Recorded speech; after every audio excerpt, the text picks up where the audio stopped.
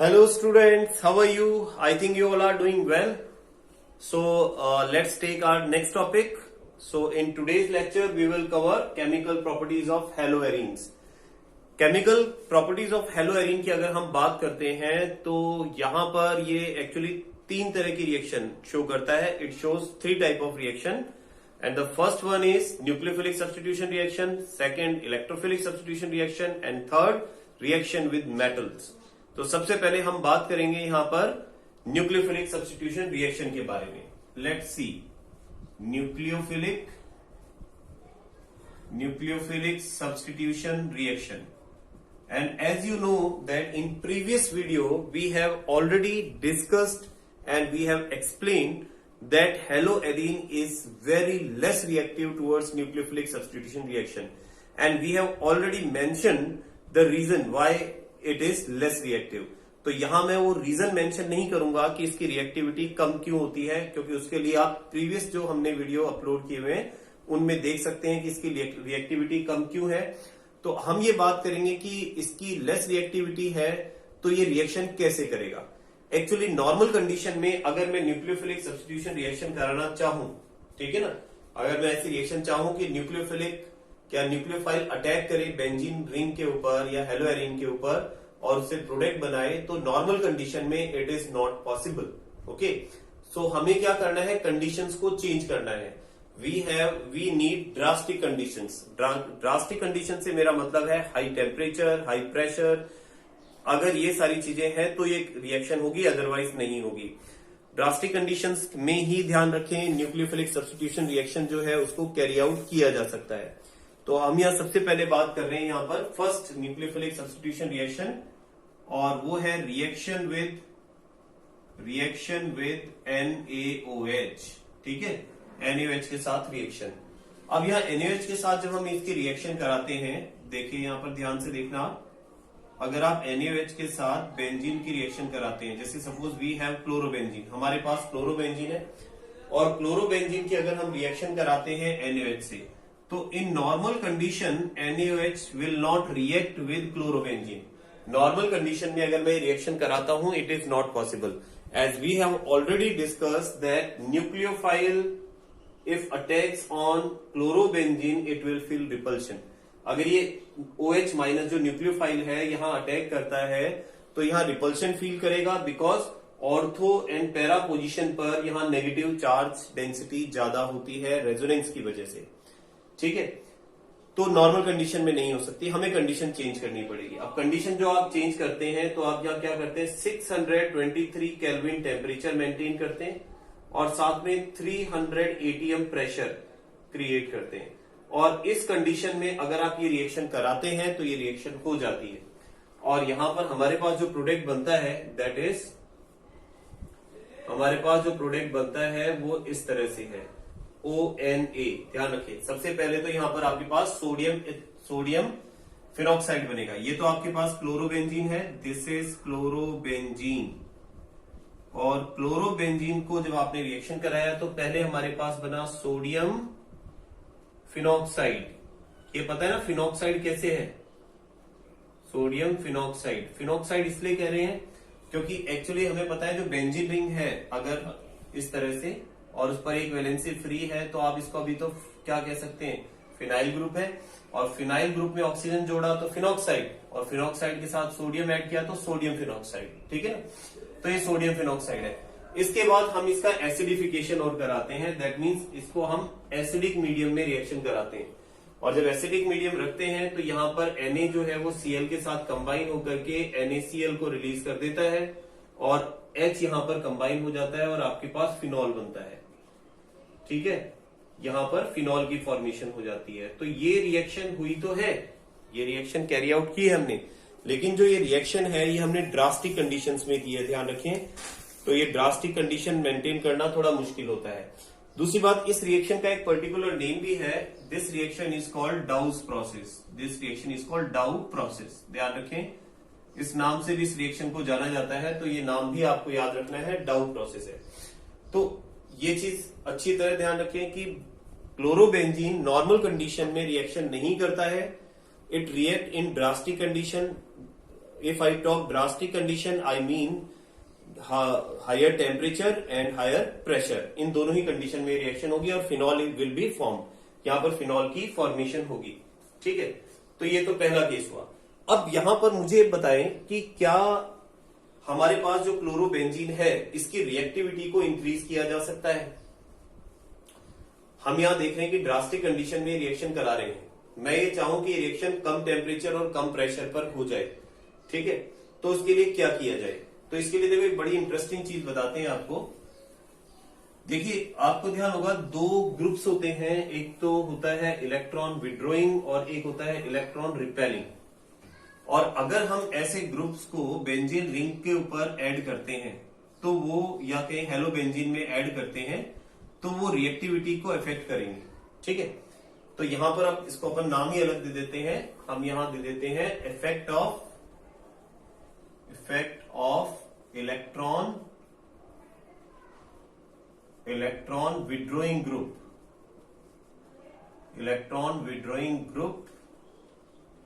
Effect of electron withdrawing group on chlorobenzene. Chlorobenzene पर electron withdrawing group का effect देख रहे हैं हम. ठीक है, अब यह समझना ये क्लोरोबेंजीन है. अब अगर इस क्लोरोबेंजीन पर मैं ऑर्थो पोजीशन पर एक नाइट्रो ग्रुप को ऐड कर देता हूं. ठीक है, तो हमें पता है कि जो नाइट्रो ग्रुप है ये इलेक्ट्रॉन विड्रोइंग है और इलेक्ट्रॉन को अपनी तरफ खींचता है. अब मेरी बात को बहुत गौर से सुनना आप. ठीक है ना, यहां इसकी रिएक्टिविटी इफेक्ट होती है कि हमने ये पढ़ा था पहले कि अगर क्लोरोबेंजीन जो है वो रेजोनेंस करता है तो रेजोनेंस की वजह से क्लोरोबेंजीन में ऑर्थो और पैरा पोजीशंस पर इलेक्ट्रॉन डेंसिटी बढ़ जाती है. ठीक है, अब अगर इस पर मैं किसी न्यूक्लियोफाइल का अटैक करता हूं तो nucleophile itself is a negative ion और electron rich species which feel repulsion while it attack on ortho and para position. तो यहां ये रिपल्शन फील करता है और इस रिपल्शन की वजह से इसकी रिएक्टिविटी कम हो जाती है. अब अगर हमने यहां पर ऑर्थो पोजीशन पर जहां इलेक्ट्रोनेगेटिविटी इंक्रीज हो जाती है वहां कोई इलेक्ट्रॉन विड्रोइंग ग्रुप अटैच कर दिया है तो ये जो इलेक्ट्रॉन विड्रोइंग ग्रुप है ये इलेक्ट्रॉन डेंसिटी को अपनी तरफ खींचेगा. अगर ये इलेक्ट्रॉन डेंसिटी को अपनी तरफ खींच के लेकर के जा रहा है तो नेचुरल है कि यहां ऑर्थो पोजीशन पर और साथ ही साथ पैरा पोजीशन पर भी इसका इफेक्ट पड़ेगा और इसकी इलेक्ट्रॉन डेंसिटी कम हो जाएगी. अब इसकी प्रेजेंस में अगर मैं सेम रिएक्शन कराता हूं, NaOH के साथ रिएक्शन कराता हूं, तो अभी हमने क्या पढ़ा था कि अगर मैं NaOH के साथ रिएक्शन कराता हूं एसिडिक मीडियम में, ठीक है, HCl की प्रेजेंस में, H प्लस लिख रहे हैं दैट मीन्स एसिडिक मीडियम है, ध्यान रखना. तो पहले ये रिएक्शन हो रही थी 623 केल्विन पर. ठीक है, यानी काफी ज्यादा टेम्परेचर पर हो रही थी. अब same reaction can be carried out lower temperature at 443 kelvin. अब यही रिएक्शन हमने 443 केल्विन पर करा दी है. अब ऐसा क्यों हुआ कि टेम्परेचर कम लग रहा है? इसका सिंपल सा रीजन है कि यहां जब हमने नाइट्रो ग्रुप को ऐड किया है वो इसकी रिएक्टिविटी को इंक्रीज कर रहा है. ठीक है, और रिएक्टिविटी इंक्रीज करने की वजह से अब सेम रिएक्शन, सेम प्रोडक्ट आपके पास बन रहा है. ठीक है, फिनॉल की फॉर्मेशन हो रही है. ठीक है, नाइट्रो ग्रुप यहां ऐड है. ठीक, तो यहां पर आपके पास ये प्रोडक्ट बन रहा है लेकिन ये पहले से कम टेम्परेचर पर बन रहा है रिएक्टिविटी बढ़ने की वजह से. प्रोडक्ट का नाम भी लिख देते हैं. देखिए ये आपके पास क्या था, this is ortho nitro chlorobenzene. ठीक है, ऑर्थो नाइट्रो क्लोरोबेंजीन बोल रहे हैं आप इसे. और जबकि अगर आप यहां देखें तो अब ये आपके पास फिनॉल हो गया. ये पूरा कंपाउंड फिनॉल है और फिनॉल में ऑर्थो पोजीशन पर आपके पास नाइट्रो ग्रुप अटैच है. तो आप इसे क्या बोलेंगे, ऑर्थो नाइट्रो फिनॉल. ध्यान रखें, ये ऑर्थो नाइट्रो फिनॉल हो गया आपके पास.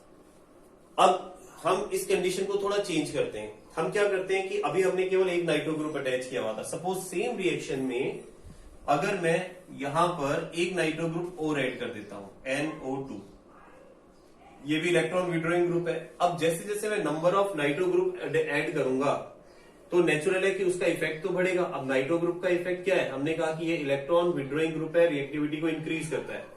अगर मैंने एक नाइट्रो ग्रुप और ऐड कर दिया है तो रिएक्टिविटी पहले से ज्यादा हो जाएगी.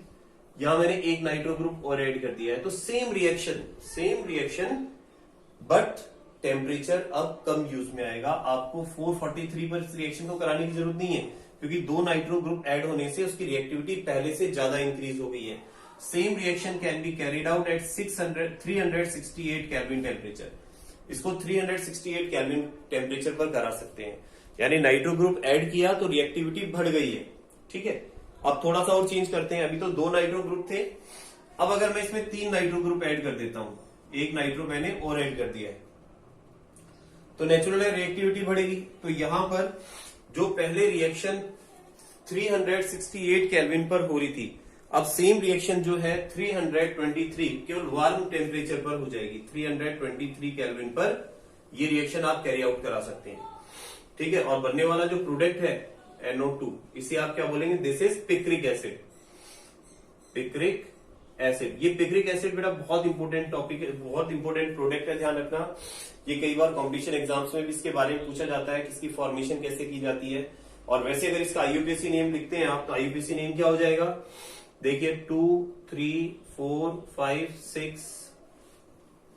ओके, तो आप बोलेंगे इसे 2, 4, 6 ट्राई नाइट्रोफिनॉल, और इसे ही आप क्या कहते हैं? Picric acid. ठीक है, तो पिक्रिक एसिड की फॉर्मेशन हुई है यहां पर जब आपने 323 केल्विन पर NaOH की प्रेजेंस में रिएक्शन कराई है और एसिडिफिकेशन यानी H+ मीडियम भी आपने साथ में लिया है, तो ये इसकी रिएक्टिविटी हो गई है। तो अब ये चीज आपको समझ में आ गई कि जो हमारे पास में क्लोरोबेंजीन है, नॉर्मल कंडीशन में वो रिएक्शन नहीं करता है, ड्रास्टिक कंडीशन में करता है। लेकिन जैसे जैसे आप नाइट्रो ग्रुप या इलेक्ट्रॉन रिपेलिंग ग्रुप, जैसे नाइट्रो हो गया, HCN साइनाइड हो गया, इस तरह के ग्रुप को ऐड करते हैं तो इसकी रिएक्टिविटी बढ़ती चली जाती है। ठीक है, तो ये तो हो गया हमारा न्यूक्लियोफिलिक। अच्छा, एक बात बताएं कि अगर मैं क्लोरोबेंजीन, वैसे तो कम रिएक्टिव है, रिएक्शन कर ही नहीं रहा, लेकिन अगर मैं इलेक्ट्रॉन विड्रॉइंग ग्रुप की जगह इलेक्ट्रॉन रिपेलिंग ग्रुप वहां ऐड कर देता हूं, जो इलेक्ट्रॉन को रिपेल करते हैं, जैसे CH3 ग्रुप है या OCH3 ग्रुप है, तो रिएक्टिविटी पर क्या इफेक्ट पड़ेगा? ठीक है ना, सोचना आप उसको और कमेंट बॉक्स में लिखना उस पर क्या इफेक्ट पड़ेगा। चलिए देखते हैं आगे। तो हम बात कर रहे हैं अभी सेकंड प्रॉपर्टीज के बारे में। तो ये तो हमने बात कर ली है अभी न्यूक्लियोफिलिक, अब हम बात करेंगे electrophilic. Now electrophilic substitution reaction. अब हम बात कर रहे हैं इलेक्ट्रोफिलिक सब्स्टिट्यूशन रिएक्शन के बारे में। अब ये रिएक्शन बड़ी इंटरेस्टिंग है। देखिए, बताइए इलेक्ट्रोफिलिक सब्स्टिट्यूशन रिएक्शन किसे कहते हैं? तो उसके लिए सबसे पहले हमें यह पता होना चाहिए कि इलेक्ट्रोफाइल किसे कहा जाता है। देखो, इलेक्ट्रोफाइल उन स्पीसीज को कहते हैं जो पॉजिटिवली चार्ज होती हैं या इलेक्ट्रॉन डेफिशिएंट होती हैं। तो पॉजिटिवली चार्ज स्पीसीज या फिर इलेक्ट्रॉन डेफिशिएंट स्पीसीज, ये जब अटैक करते हैं, ठीक है, और हेलोबेंजीन के ऊपर अटैक करके प्रोडक्ट बनाते हैं, तो उन रिएक्शंस को हम कहते हैं इलेक्ट्रोफिलिक सब्स्टिट्यूशन रिएक्शन। अब बात यह आती है कि इलेक्ट्रोफिलिक सब्स्टिट्यूशन रिएक्शन कैसे होगी। देखिए हमें पता है कि जो क्लोरोबेंजीन है, ठीक है, उस क्लोरोबेंजीन में हमारे पास क्लोरीन के ऊपर 6 इलेक्ट्रॉन्स होते हैं। ठीक है, अगर मैं बात करता हूं इसके ऊपर रेजोनेंस की, अगर इस पे रेजोनेंस होता है तो रेजोनेंस किस तरह से होगा? देखिए, ये Cl यहां, क्योंकि बेंजीन रिंग इलेक्ट्रॉन विड्रॉइंग है, तो ये इसके जो इलेक्ट्रॉन्स है, मतलब प्लस आर इफेक्ट शो करेगा। ये इलेक्ट्रॉन यहां से यहां डबल बॉन्ड की फॉर्मेशन करेंगे बेंजीन और क्लोरीन के बीच में। तो नेक्स्ट जो रिजोनेटिंग स्ट्रक्चर होगा हमारा, it will be like this. यहां डबल बॉन्ड की फॉर्मेशन होगी और यहां पॉजिटिव चार्ज, और यहां पर इसका जो बॉन्ड है वो इधर आ जाएगा। ऐसा क्यों हुआ है? क्योंकि देखो, अगर ये यहां डबल बॉन्ड की फॉर्मेशन कर रहा है, एक डबल बॉन्ड ऑलरेडी है, एक हाइड्रोजन भी है, तो 5 बॉन्ड तो पॉसिबल है नहीं, क्योंकि कार्बन टेट्राहेड्रल होता है। ठीक है, 4 ही बॉन्ड बनाएगा, तो यहां इसको एक बॉन्ड ब्रेक करना पड़ेगा। तो इस बॉन्ड के इलेक्ट्रॉन जो है ये यहां पर कॉन्सेंट्रेट कर लेंगे। ठीक है, और बाकी बॉन्ड एज इट इज बना दिए हमने। यहाँ नेगेटिव चार्ज भी शो कर सकते हैं आप। अब नेक्स्ट स्टेप में क्या होगा? ये इलेक्ट्रॉन्स अगर यहां डबल बॉन्ड की फॉर्मेशन करते हैं, तो ये डबल बॉन्ड ब्रेक होकर के अपनी इलेक्ट्रॉन डेंसिटी को इस कार्बन को ट्रांसफर कर देगा। देखिए, अब नेक्स्ट स्टेप में क्या होगा? Let's see, Cl electrons, positive charge, then new double bond will be formed here, okay, and now the electron density will concentrate on para position, negative charge can be formed, और यहाँ पर ये double bond मैंने as it is बना दिया है। Next step में क्या होगा, ये डबल इलेक्ट्रॉन्स जो है अगर यहाँ डबल बॉन्ड की फॉर्मेशन करते हैं तो यहाँ ये पाई इलेक्ट्रॉन्स इस ऑर्थो पोजीशन पर आकर के कॉन्सेंट्रेट हो जाएंगे। ठीक है, तो नेक्स्ट जो रिजोनेटिंग स्ट्रक्चर होगा it will be like this, ऐसे होगा कुछ। अच्छा, यहाँ एक डबल बॉन्ड है, डबल बॉन्ड की फॉर्मेशन करनी है आपको, ध्यान रखें। Cl पॉजिटिव चार्ज, यहाँ डबल बॉन्ड है अभी ऑलरेडी। ठीक है, यहाँ डबल बॉन्ड है, यहाँ पर आपके पास में डबल बॉन्ड की फॉर्मेशन हो गई है। अब देखो ये जो इलेक्ट्रॉन्स है यहाँ कॉन्सेंट्रेट करें, आप इन्हें यहाँ बना देते हैं। ठीक है, देन ये इलेक्ट्रॉन जो है यहाँ पर आकर के कॉन्सेंट्रेट करेंगे तो ये इलेक्ट्रॉन वापस पाई बॉन्ड के यहाँ चले जाएंगे। और इसके बाद क्या होगा, इसके बाद यहाँ पर नेक्स्ट लास्ट रिजोनेटिंग स्ट्रक्चर बनेगा, ये डबल बॉन्ड ब्रेक होगा और अपनी इलेक्ट्रॉन डेंसिटी क्लोरीन को दे देगा। देन वापस यहाँ पर 6 इलेक्ट्रॉन हो गए, पॉजिटिव चार्ज हट गया क्योंकि इलेक्ट्रॉन मिल गया, इसको न्यूट्रल हो गया है। यहाँ डबल बॉन्ड बन गया, यहाँ डबल बॉन्ड बन गया और यहाँ डबल बॉन्ड बन गया। तो ये आपके पास में टोटल 5 रिजोनेटिंग स्ट्रक्चर्स बन गए हैं, 1 2 3 4 एंड 5। अब अगर आप इनका रेजोनेंस हाइब्रिड बनाते हैं, ठीक है, इन सबका एक ओवरऑल स्ट्रक्चर बनाते हैं तो ओवरऑल स्ट्रक्चर कुछ इस तरह से बनेगा। This will be overall structure, Cl partial double bond character आ जाएगा यहाँ पर। और इसके बाद में देखो आपके पास जो पॉजिटिव चार्ज डेंसिटी है वो क्लोरीन के ऊपर है और नेगेटिव चार्ज डेंसिटी जो है वो आपके पास कहाँ आ गई है, एक तो ऑर्थो पोजीशन पर आ गई है, एक पैरा पोजीशन पर, एक दूसरे ऑर्थो पोजीशन पर, और यहाँ इलेक्ट्रॉन का डीलोकलाइजेशन हो गया है। अब मुझे बताओ कि अगर कोई इलेक्ट्रोफाइल यहाँ अटैक कर रहा है, इलेक्ट्रोफाइल का मतलब है पॉजिटिव आयन या इलेक्ट्रॉन डेफिशिएंट स्पीसीज, तो वो वहीं अटैक करेगा जहां उसको इलेक्ट्रॉन डेंसिटी मिलेगी।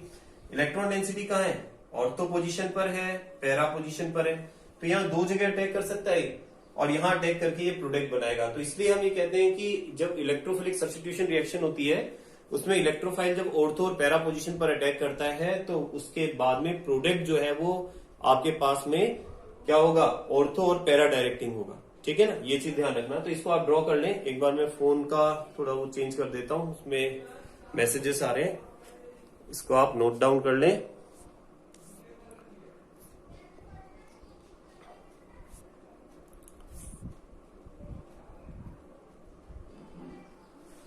चलिए कंटिन्यू करते हैं, नोट डाउन कर लिया आपने। अब इसकी कुछ रिएक्शंस की बारे में बात करते हैं। ठीक है, ओके, तो रिएक्शंस में देखो कौन कौन सी रिएक्शन देखी जा सकती है। ओके, मैं जरा चेक कर रहा था रिकॉर्डिंग चल रही है नहीं चल रही, नहीं तो कभी रिकॉर्डिंग बंद हो जाए, मैं पढ़ाता रहूं। चलिए देखते हैं आगे। तो हम बात कर रहे हैं इलेक्ट्रोफिलिक सब्स्टिट्यूशन रिएक्शन में। तो इलेक्ट्रोफिलिक सब्स्टिट्यूशन रिएक्शन में जो सबसे पहली रिएक्शन हम देख रहे हैं, बिल्कुल इजी से स्टार्ट करेंगे। तो हम बात कर रहे हैं पहला क्लोरीनेशन। क्लोरीनेशन जो है, क्लोरीनेशन ऑफ क्लोरोबेंजीन, बड़ा इंटरेस्टिंग, क्लोरोबेंजीन का क्लोरीनेशन, क्लोरीनेशन। ठीक है, तो क्लोरीनेशन ऑफ अरे यार क्या, क्लोरीनेशन ऑफ क्लोरोबेंजीन, क्लोरोबेंजीन, अब सही है। ओके, तो क्लोरोबेंजीन का क्लोरीनेशन कर रहे हैं हम। ठीक है, तो जब हम इसका क्लोरीनेशन करेंगे तो देखो किस तरह से होगी रिएक्शन, समझना आप इसको ध्यान से। ये हमारे पास क्लोरोबेंजीन, आप करा रहे हैं क्लोरीनेशन, और क्लोरीनेशन होता है, ध्यान रखना, किसी कैटलिस्ट की प्रेजेंस में, जैसे FeCl3 या AlCl3। ठीक है, इसका रोल मैं बताऊंगा क्या रोल होता है। और सनलाइट में नहीं कराते हैं रिएक्शन, ध्यान रखना, डार्कनेस में ही कराते हैं, लाइट की एब्सेंस में कराते हैं।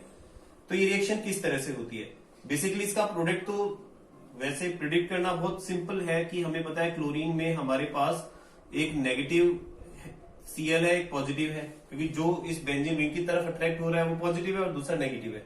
तो क्योंकि हम बात कर रहे हैं इलेक्ट्रोफिलिक सब्स्टिट्यूशन की, तो जो ये Cl पॉजिटिव है इसको मैं इलेक्ट्रोफाइल मान सकता हूं। तो क्योंकि ये इलेक्ट्रोफाइल है तो ये इलेक्ट्रोफाइल कहां अटैक करेगा, उस कार्बन पर अटैक करेगा जहां पर पॉजिटिव चार्ज होगा। और अभी हमने क्या बताया, राइट नाउ हमने अभी बताया है कि क्लोरोबेंजीन में ऑर्थो और पैरा पोजीशन पर रेजोनेंस की वजह से नेगेटिव चार्ज आ जाता है। तो ये पॉजिटिव वहां अटैक करेगा जहां नेगेटिव है। तो नेगेटिव कहां है, या तो ऑर्थो पर, ठीक है, या फिर पैरा पोजीशन पर, तो ये यहां अटैक कर सकता है। तो इसका मतलब हमारे पास 2 तरह का प्रोडक्ट बनेगा यहां पर, कि ये इस तरह से बनेगा। देखिए एक तो ये बन गया आपके पास और दूसरा ये बन गया, ठीक है ना। अब ये तो पता चल गया क्यों बना ये भाई। एक तो इसलिए बना क्योंकि आपके पास यहां नेगेटिव है तो ये पॉजिटिव यहां अटैक कर रहा है, ठीक है। और दूसरा यहां अटैक कर रहा है, नेगेटिव चार्ज है, तो यहां पर आपके पास ऑर्थो और पैरा पोजीशन पर क्लोरीन जुड़ गए। लेकिन क्लोरीन तो जब जुड़ेंगे ना, जब वहां पर कोई क्या होगा, किसी को डिस्प्लेस करेगा वो, तो यहां पर जो हाइड्रोजन ऑलरेडी है वो यहां से रिमूव होगा, ठीक है। और जो ये नेगेटिव वाला Cl है उसके साथ कंबाइन होकर के HCl की फॉर्मेशन करेगा।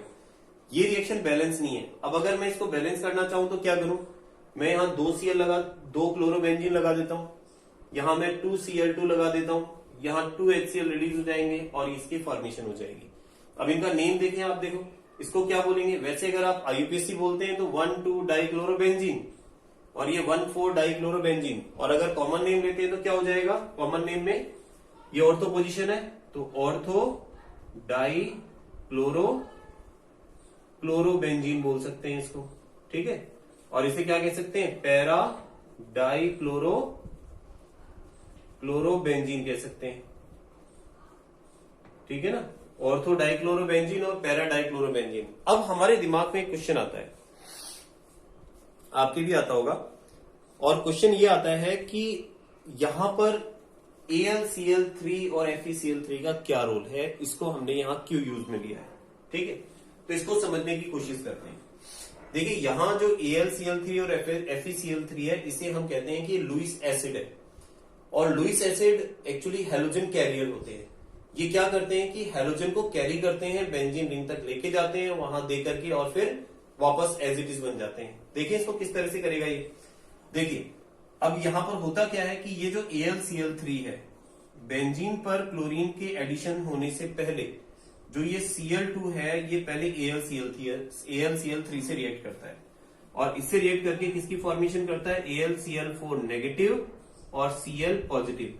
तो यहां पर इसने क्या किया, आप देखो, इसको मैं लुईस एसिड कह रहा हूं, दिस इज लुईस एसिड।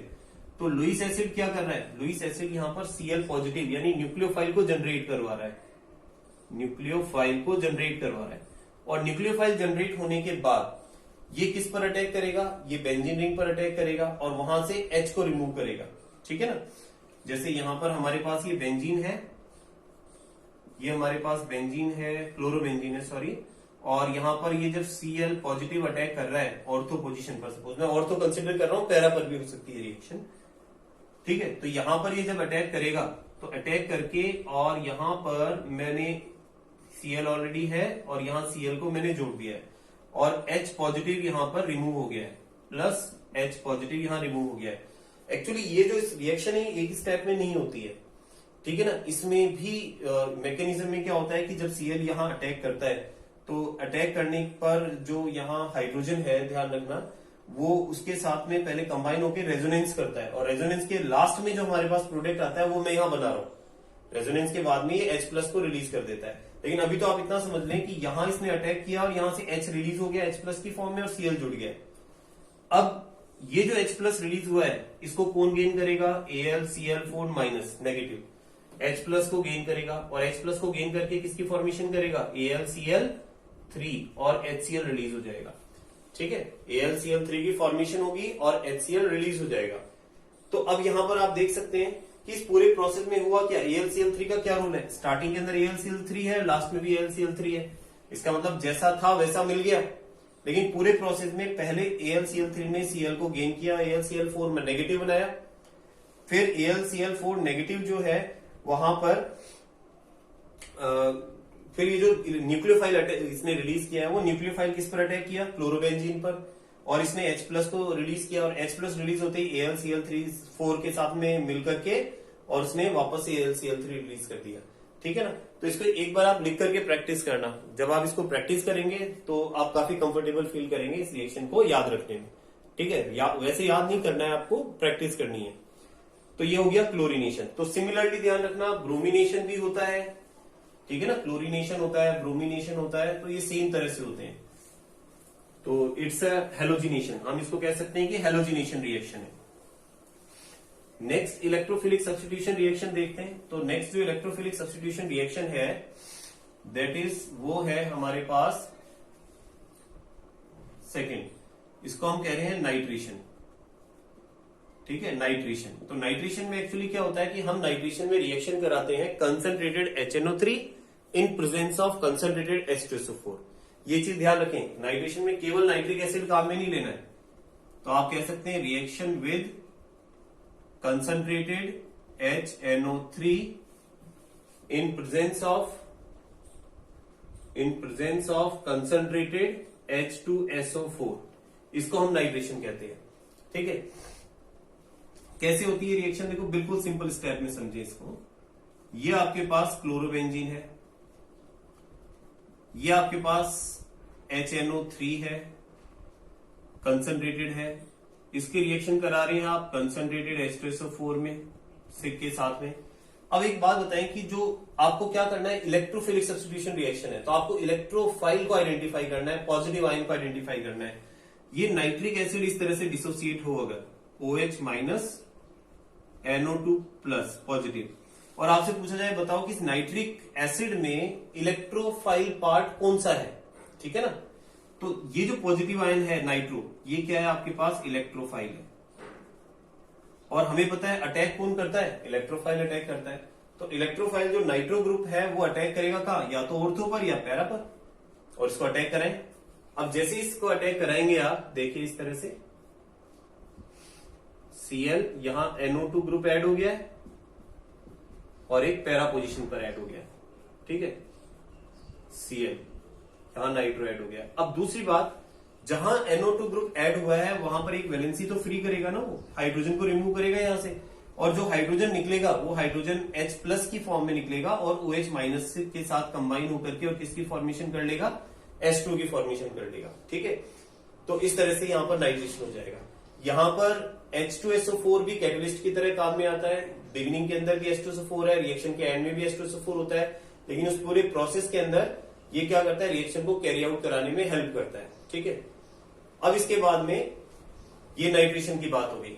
ठीक है, अब प्रोडक्ट का नाम और देख लेते हैं। इसको तो हम क्या कह रहे हैं, दिस इज क्लोरोबेंजीन, ये तो क्लोरोबेंजीन है। ठीक है, इसे आप क्या कहेंगे, देखिए इसे आप कहेंगे ऑर्थो नाइट्रो क्लोरोबेंजीन, क्लोरोबेंजीन, ये ऑर्थो नाइट्रो क्लोरोबेंजीन हो गया है। और सिमिलरली ये क्या हो जाएगा, पैरा नाइट्रो क्लोरोबेंजीन हो जाएगा, क्लोरोबेंजीन। ठीक है ना, एक तो हो गया ऑर्थो नाइट्रो क्लोरोबेंजीन और दूसरा हो गया पैरा नाइट्रो क्लोरोबेंजीन। तो ये दो आपके पास में प्रोडक्ट बन गए हैं। ठीक है, तो ये बात हो गई नाइट्रेशन की। अब हम बात करते हैं नाइट्रेशन के बाद किसकी, नाइट्रेशन के बाद हम बात करेंगे सल्फोनेशन की। देखते हैं सल्फोनेशन। ठीक है, तो सल्फोनेशन क्या होता है, सल्फोनेशन है रिएक्शन विद सल्फ्यूरिक एसिड के साथ रिएक्शन। अब सल्फ्यूरिक एसिड भी कौन सा होना चाहिए, ध्यान रखना, कंसंट्रेटेड सल्फ्यूरिक एसिड के साथ जो आप रिएक्शन कराते हैं उसे आप सल्फोनेशन कहते हैं। ये आपके पास क्लोरोबेंजीन है। ठीक है, इस क्लोरोबेंजीन की रिएक्शन आप करा रहे हैं कंसंट्रेटेड H2SO4 से।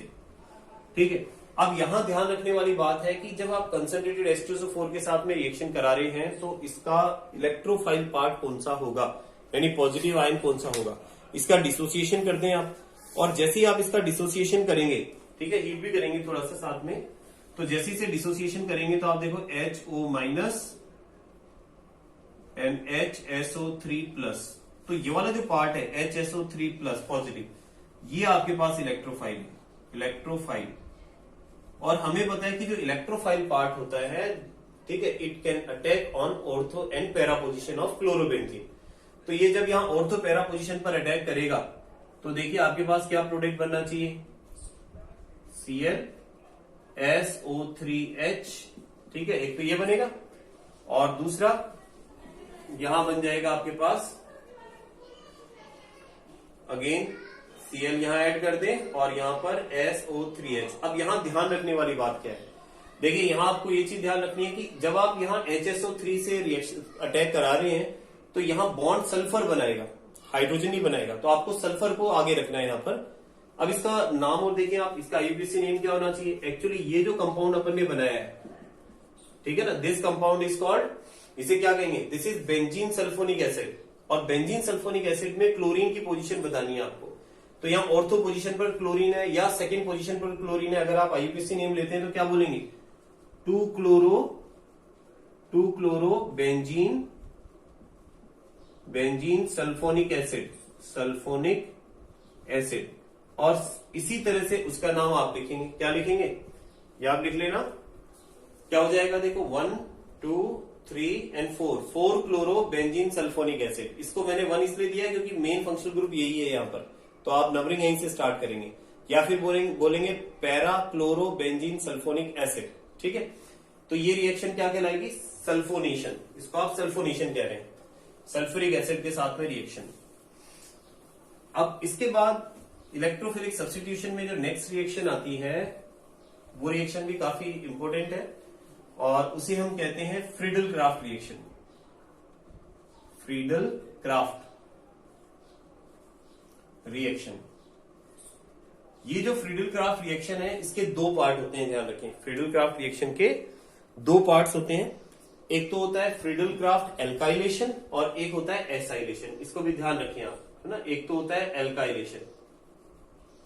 Alkylation and second one is acylation. ठीक है, तो एल्काइलेशन क्या है? एल्काइलेशन है reaction with RX is alkyl chloride या एल्काइल हैलाइड। और एसाइलेशन क्या है? रिएक्शन विद RCOCl या RCOX एसिटाइल हैलाइड। ठीक है ना, किसी एसाइल ग्रुप के हैलाइड के साथ में आप रिएक्शन कराते हैं। तो एक एल्काइलेशन एक एसाइलेशन है। तो एक एक करके देखते हैं अपन दोनों रिएक्शन। ठीक है, चलिए। तो सबसे पहले हम बात करें फ्रीडल क्राफ्ट एल्काइलेशन की। फर्स्ट रिएक्शन है आपके पास फ्रीडल क्राफ्ट एल्काइलेशन मतलब रिएक्शन विद एल्काइल हैलाइड। देखिए, ये आपके पास है क्लोरोबेंजीन की रिएक्शन आप करा रहे हैं CH3Cl के साथ, और यहां भी वही कैटलिस्ट काम में ले रहे हैं AlCl3 एनहाइड्रस भी लगाए। एनहाइड्रस ध्यान रखना, अपने पिछली रिएक्शन में जो क्लोरीनेशन में AlCl3 यूज में लिया था वहां एनहाइड्रस नहीं बोला मैंने, वहां भी एनहाइड्रस यूज में लेना है हमें। ठीक है, तो एनहाइड्रस AlCl3 यूज में लेना है। अब हमें, क्योंकि रिएक्शन तो इलेक्ट्रोफिलिक सब्स्टिट्यूशन है, तो इलेक्ट्रोफाइल पार्ट आपको आइडेंटिफाई करना है। तो इलेक्ट्रोफाइल पार्ट कौन सा है इसमें? आप देखिए, ये वाला पार्ट पॉजिटिव है और ये वाला पार्ट नेगेटिव है। तो जो पॉजिटिव पार्ट है उसी को तो आप इलेक्ट्रोफाइल कहते हैं। This is electrophile part.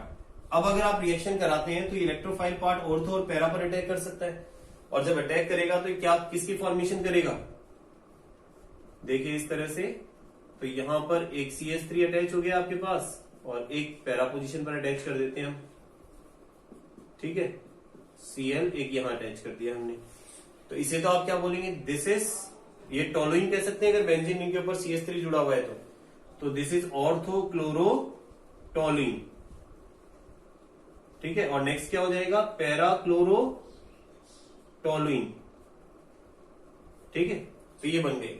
अब वापस यहां पर वो AlCl3 का क्या रोल है? तो सेम वही जो अपन ने हेलोजिनेशन में पढ़ा था वही काम यहां पर इसका है। ठीक है ना, ये क्या करता है? ये हेलोजन कैरियर है। जैसे सबसे पहले अगर AlCl3 को मैं CH3Cl से रिएक्शन कराता हूं, ठीक, तो ये क्या करेगा? क्योंकि हेलोजन कैरियर है तो हेलोजन लेगा, तो हेलोजन लेकर के AlCl4 नेगेटिव बनाएगा और CH3 पॉजिटिव, यानी जो इलेक्ट्रोफाइल है उसको रिलीज करेगा। और ये इलेक्ट्रोफाइल फिर किस पर अटैक करेगा? बेंजीन रिंग के ऊपर। जैसे ये क्लोरोबेंजीन है, इस क्लोरोबेंजीन पर अगर मैं अटैक करा रहा हूं CH3 पॉजिटिव का, तो ये पॉजिटिव या तो ऑर्थो या पैरा पर अटैक करेगा, क्योंकि हमें पता है नेगेटिव चार्ज तो यही है, तो पॉजिटिव वहीं अटैक करेगा। तो आपके पास 2 पॉसिबिलिटी हो गई, या तो आपके पास में यहां पर CH3 जुड़ जाएगा, ठीक है, या फिर पैरा पोजीशन पर CH3 जुड़ जाएगा। लेकिन इस पूरे प्रोसेस में होगा क्या? इस पूरे प्रोसेस में ये जब CH3 यहां कंबाइन होगा तो यहां से हाइड्रोजन तो रिमूव होगा ना, और जो हाइड्रोजन रिमूव होगा वो क्या करेगा? वो H+ जो रिमूव हुआ है वो अब किस पर रिएक्शन करेगा? AlCl4 के साथ में, AlCl4 नेगेटिव, और इसके साथ कंबाइन होकर क्या बनाएगा वापस? AlCl3 और HCl। तो देखो AlCl3 लास्ट में एज इट इज आ गया, पहले भी एज इट इज था। तो यानी इसी को तो हम कैटलिस्ट कहते हैं कि जो रिएक्शन के अंदर मतलब यूज में आए लेकिन लास्ट में ऐसा कैसा आपको मिल जाए, एज इट इज मिल जाए, without changing its mass, composition, अपनी कंपोजिशन और मास को बिना चेंज किए एज इट इज मिल जाए, उसे हम कैटलिस्ट कहते हैं। ठीक है, तो इसलिए हमने इसको यहां लिखा है ऊपर, ये कैटलिस्ट की फॉर्म में, और हेलोजन कैरियर है, ध्यान रखना हेलोजन को कैरी कर रहा है ये। ठीक, तो ये हो गया आपके पास फ्रीडल क्राफ्ट एल्काइलेशन। अब हम बात करते हैं फ्रीडल क्राफ्ट एसाइलेशन की। फ्रीडल क्राफ्ट एसाइलेशन, ठीक है, देखते हैं नाउ फ्रीडल क्राफ्ट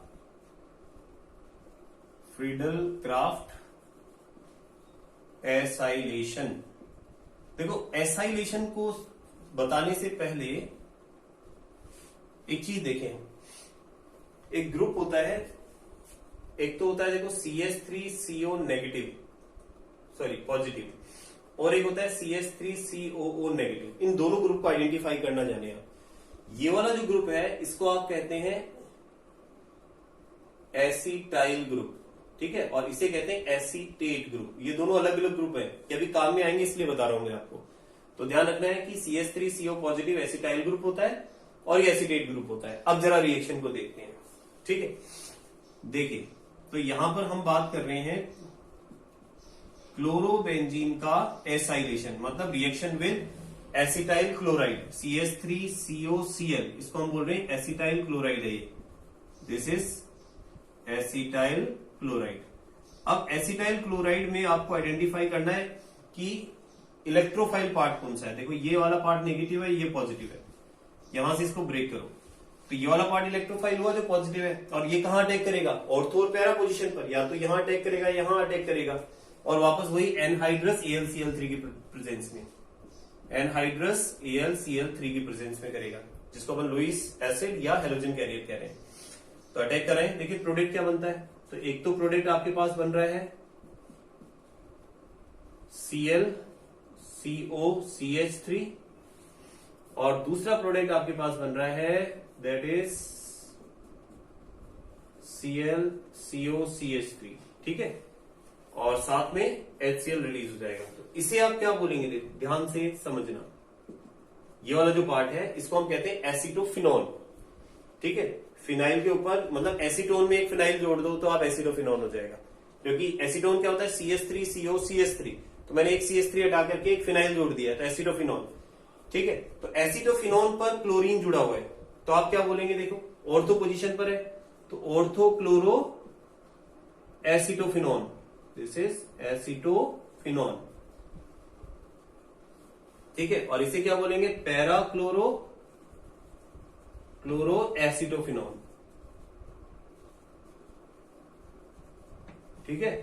तो एक तो हो गया हमारे पास ऑर्थो क्लोरो एसिटोफिनॉल और दूसरा हो गया पैरा क्लोरो एसिटोफिनॉल। और यहां पर भी ध्यान रखना AlCl3 का सेम वही रोल है जो एल्काइलेशन में था, ठीक है, कि AlCl3 क्या करेगा, पहले CH3COCl से रिएक्शन करेगा, ठीक है, और इसका जो Cl है वो AlCl3 के साथ कंबाइन होकर के AlCl4 बना लेगा। ये मैकेनिज्म आप करना, AlCl4 बना लेगा और इलेक्ट्रोफाइल रिलीज हो जाएगा CH3CO पॉजिटिव, और वो CH3CO पॉजिटिव इस पर अटैक करेगा ऑर्थो पैरा पर, और यहां से जो हाइड्रोजन निकलेगा वो किसके साथ, वापस AlCl4 के साथ नेगेटिव के साथ कंबाइन होकर के इसको AlCl3 में चेंज कर देगा और HCl निकल जाएगा। वो HCl हमने यहां लिख दिया है। तो इस रिएक्शन को हम कह रहे हैं फ्रीडल क्राफ्ट एसाइलेशन, ठीक है। अच्छा, अब इसके अंदर एक चीज और बताना चाहूंगा मैं आपको, जो हमने ये प्रोडक्ट्स बनाए हैं, ठीक है, एक तो हमने पैरा डेरिवेटिव बनाया और एक ऑर्थो बनाया। तो ध्यान रखना इन रिएक्शंस में हमेशा जो पैरा प्रोडक्ट बनता है वो मेजर होता है, ठीक है। जैसे इसमें आपसे पूछा जाए कि मेजर प्रोडक्ट कौन सा होगा, तो ध्यान रखें पैरा प्रोडक्ट जो है वो मेजर होता है और ऑर्थो वाला जो होता है वो माइनर होता है। अब इसका रीजन पूछा जाए कि भाई इसमें पैरा ही मेजर प्रोडक्ट क्यों है, ऑर्थो माइनर क्यों है, तो ध्यान रखें कि पैरा जो है वो ज्यादा सिमेट्रिकल होता है, और जो सिमेट्रिकल होता है उसकी फॉर्मेशन ज्यादा होती है, ज्यादा आप ये यूं मान के चलें, अगर मान लो आपके पास कोई पैरा पोजीशन है, जैसे मान लो एक सिमेट्री की बात करें तो पैरा जो है बिल्कुल जैसे मैं इस पोजीशन में खड़ा हूं, ठीक है, और एक मैं इस पोजीशन में खड़ा हूं, तो ज्यादा एकोमोडेट मैं किस पोजीशन में हो सकता हूं, या ज्यादा किस पोजीशन वाले लोग एकोमोडेट हो सकते हैं पर्टिकुलर रूम में, जो इस पोजीशन में सावधान की पोजीशन में, या ठीक है, तो मेरा कहने का मतलब है जो ज्यादा सिमेट्रिकल है उसकी फॉर्मेशन ज्यादा होती है, और जो ऑर्थो है वो कम सिमेट्रिकल है, उसकी फॉर्मेशन कम होती है। ठीक है, तो ये हमारा हो गया है फ्रीडल-क्राफ्ट एसाइलेशन।